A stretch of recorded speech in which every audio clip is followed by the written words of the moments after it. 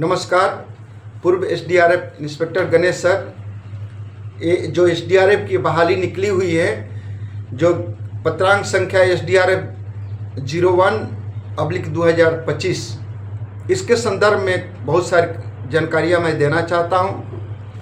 ये जो बहाली निकली है, आप लोग एक सर्विसमैन बहुत खुशनसीब हैं बिहार के, और उसके बाद में जो सीआरपीएफ बीएसएफ के जितने भी रिटायरमेंट हैं वो भी खुशनसीब हैं कि आप लोग एसडीआरएफ में चले जाएंगे।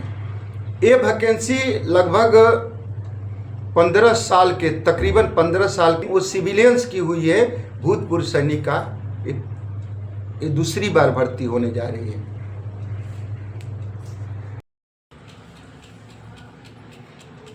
जो भी सरकार क्राइटेरिया पूछ रही है वो चीज आप फिलअप करना और सत्य बात लिखना। अभी अगला वीडियो में मैं बतलाऊंगा कि आप से एक घोषणा पत्र भी लिया जाएगा सच्चाई का। वो अभी बहुत सारा वीडियो भाग अभी 3 बार, ये बहुत ही ज़रूरी है। आपको बतला देते हैं कि सूबेदार मेजर साहब यदि इंस्पेक्टर रैंक में जाते हैं तो वहाँ पर रैंक जिससे सोचेंगे कि हम सूबेदार मेजर से आए हुए हैं, और एक सूबेदार साहब भी जाते हैं इंस्पेक्टर रैंक पर। बहुत सारा पिछला बार में हुआ था कि ऑनरी कैप्टन भी आए थे, ऑनरी लेफ्टिनेंट भी आए थे, इस बार भी हो सकता आ जाए। बहुत ही ज़रूरी है कि तनख्वाह कितना कितना मिलेगा, और ये तनख्वाह का डाटा मैं आपके सामने रख रहा हूँ। जो इंस्पेक्टर रैंक के जिसे बहाल हो जाएंगे तो उनको 38,640 रुपया मिलेगा, चाहे आर्मी से वो सूबेदार मेजर से आए हो या सूबेदार से आए हो। तो उनका आप कंधे पर 2 स्टार लगाएंगे, और निरीक्षक साहब जो इंस्पेक्टर साहब होंगे वो 3 लगाएंगे। इधर फंडा क्लियर कर देता हूँ। और निरीक्षक साहब जो होंगे वो एसडीआरएफ के, वो आर्मी के नायक सूबेदार से भी जा सकते हैं। ये चीज़ आप गौर करना।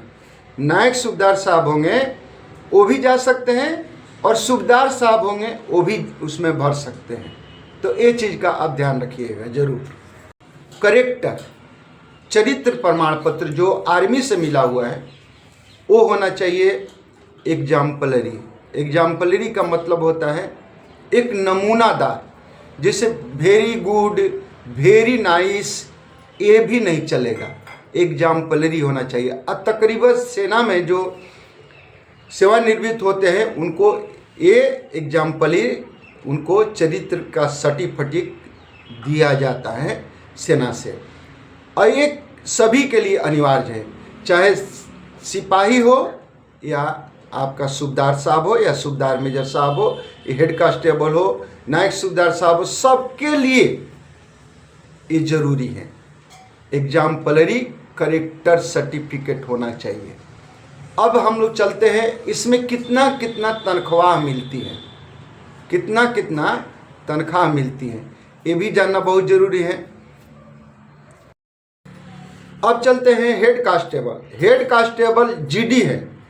हेड कांस्टेबल जीडी का भी इसमें आपको जो आर्मी से हवलदार आए हुए हैं उनका भी 50 वर्ष उम्र होना चाहिए, जो आराम से आप उनको ज्वाइनिंग हो सकता है। और हेड कांस्टेबल उसके बाद में चालक, जो गाड़ी चलाते हैं उनको बोलते हैं चालक, तो वो भी हवलदार से आए हुए हैं, तो वो भी आराम से इसमें भर्ती हो सकते हैं। अब चलते हैं जो आर्मी से आए हुए हैं, आपका हेड कांस्टेबल के अलावा चालक में आपका सिपाही यदि आए हुए हैं तो यहाँ पर कांस्टेबल में आपको बहाली कर लिया जाएगा। अब चलते हैं इसमें क्या क्या आपको सुविधा मिलेगा, इस भर्ती में होने पर आपको क्या क्या सुविधा मिलेगा, क्या क्या तनख्वाह मिलेगा, वो अब मैं बतलाने के लिए जा रहा हूँ। और आपदा में एक मैं रहते हुए 10 वर्ष की सेवा करने के बाद में मैं गणेश सर एक छंद बनाया हूँ। ये चीज़ हमेशा याद रखना और अपने जहन में इसको डाल देना कि आपदा की घड़ी में, आपदा में तो जा रहे हो लेकिन ये छंद मेरा याद रखना।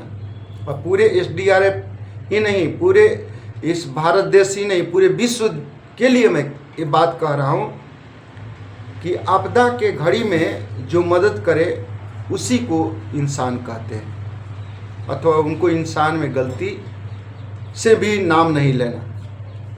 आपदा की घड़ी में जो मदद करे उसी को इंसान कहते हैं। और आपदा की थोड़ा कड़वी लगेगी लेकिन सच्चाई है, आपदा की घड़ी में जो मदद न करे उसको शैतान कहते हैं। जो कश्तियों से टकराए उसे तूफान कहते हैं, और जो तूफानों से टकराए वो SDRF और भारत माता का असली जवान कहते हैं। जय हिंद, जय भारत। गणेश सर, पूर्व इंस्पेक्टर का नमस्कार।